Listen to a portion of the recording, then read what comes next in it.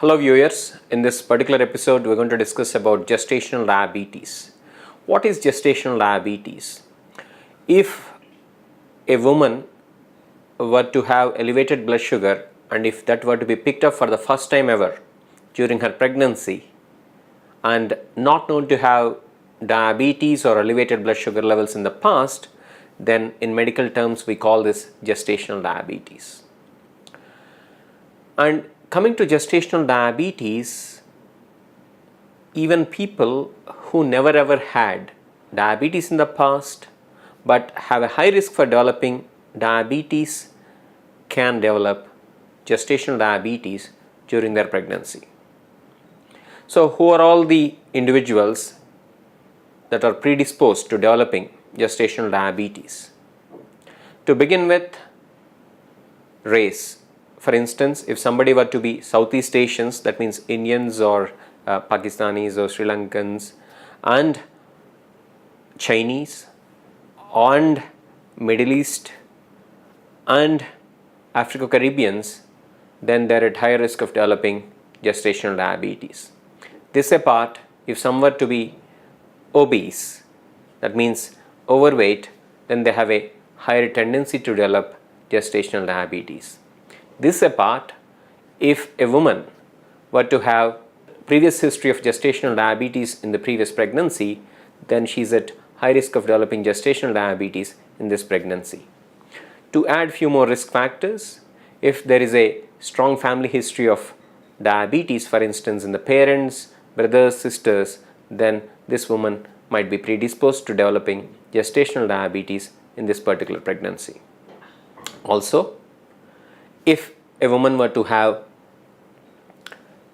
a prior history of polycystic ovarian syndrome, that predisposes her to developing gestational diabetes. So there are several risk factors for developing gestational diabetes, and remember, just carrying the Southeast Asian genes in itself carries increased risk of developing gestational diabetes.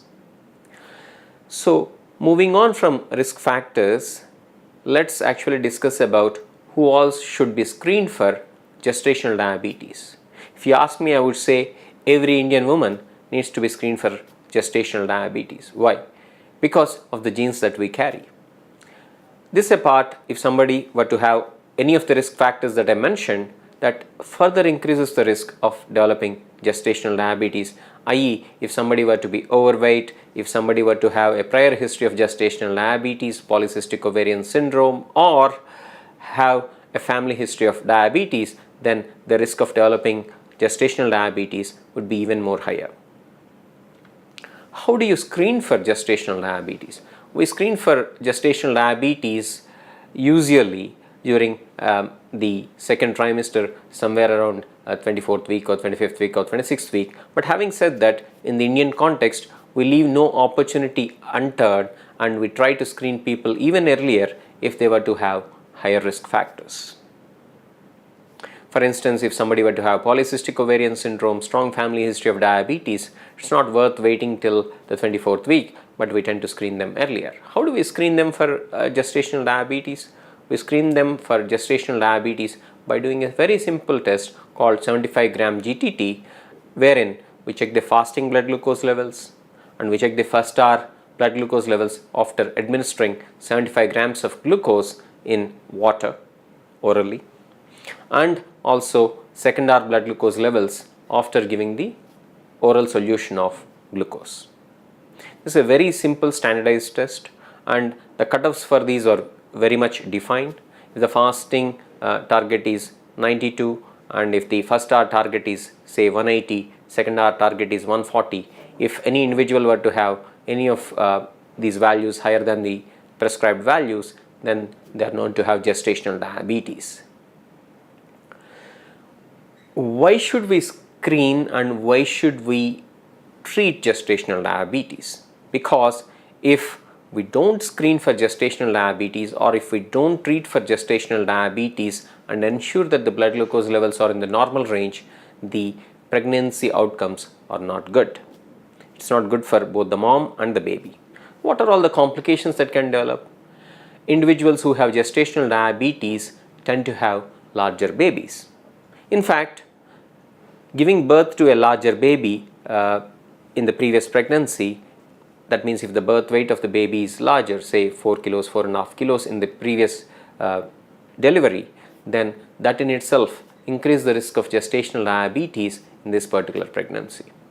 So the fact is that if somebody were to have gestational diabetes, just because of the way the insulin levels and blood glucose levels gone in the fetus and in the mom, the birth weight of the baby is larger.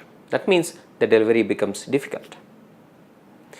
There are higher incidence of cesarean section in the mothers who have larger babies, i.e. who have gestational diabetes. So it is very important to control blood sugar levels appropriately in women who develop gestational diabetes.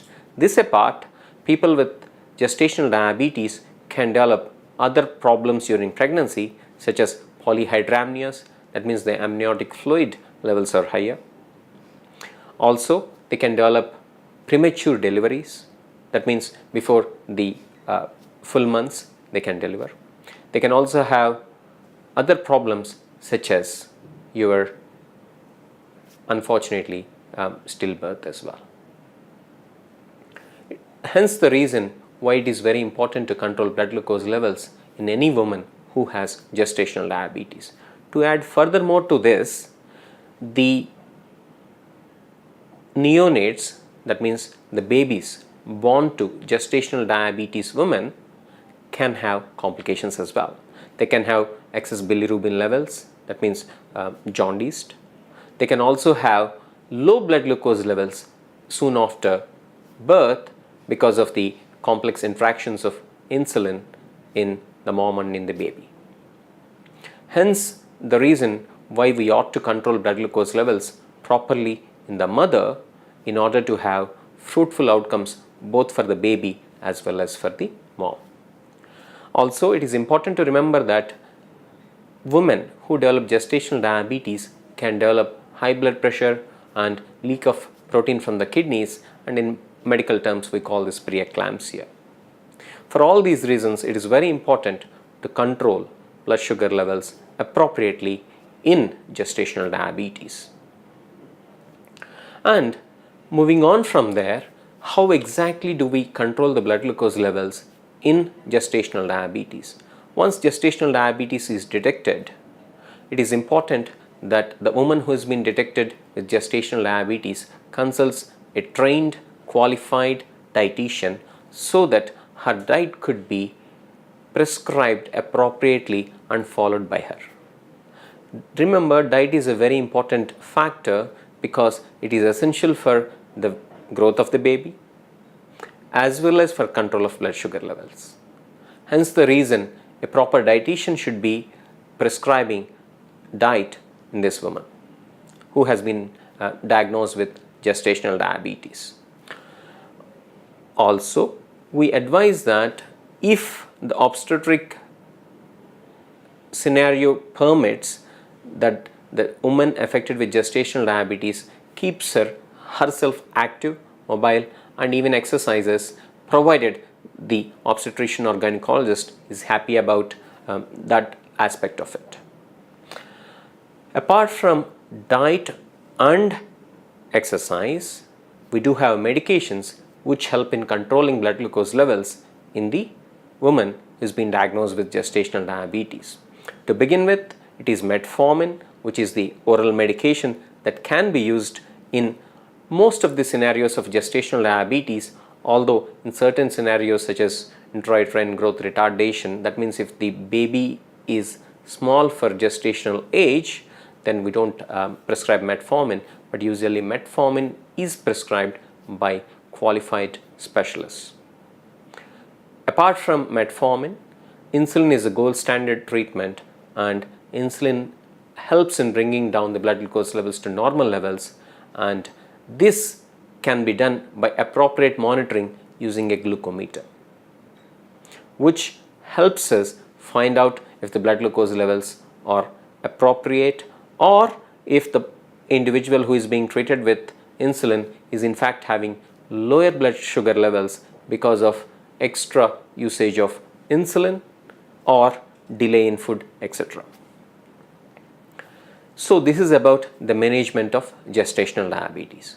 Coming to the follow-up of gestational diabetes after delivery of the baby, most women with gestational diabetes do not need insulin or tablets. But does it mean that we can just leave away the woman without follow-up? The answer is no, because most of the gestational diabetes women, even after delivery, have a higher risk of developing diabetes. Because they are at high risk of developing type 2 diabetes, it is advised that these women are followed up after 6 weeks or so after delivery of the baby, and that their blood glucose levels are checked again using the 75 gram GTT test, and if checked if they have a tendency or they already developed diabetes. What else? Annually, it is advised that these women do keep follow-ups with their doctor so that their blood glucose levels can be monitored and that they can be screened for any type 2 diabetes. Also, it is very important that these women follow a healthy lifestyle even after the delivery, eating the right foods, avoiding junk foods, doing regular exercise, incorporating it as part of their lifestyle, and trying to prevent development of type 2 diabetes, because they are at higher risk of developing type 2 diabetes compared with women who didn't have gestational diabetes ever. So ladies, if you are to be planning pregnancy, remember it is very important to make sure that you consult your gynecologist or obstetrician and ensure that you get some pre-pregnancy counseling. Let it be contraception, let it be about your weight, let it be about usage of folic acid, or about screening for diabetes or thyroid problems, and ensure that you are actually ready for the pregnancy, because the best pregnancy is the planned one. And if you become pregnant, it is important that you get screened for gestational diabetes at the right time so that this can be picked up at the right time and treated accurately in order to have a healthy baby and of course to take care of your own self as well. Thank you very much.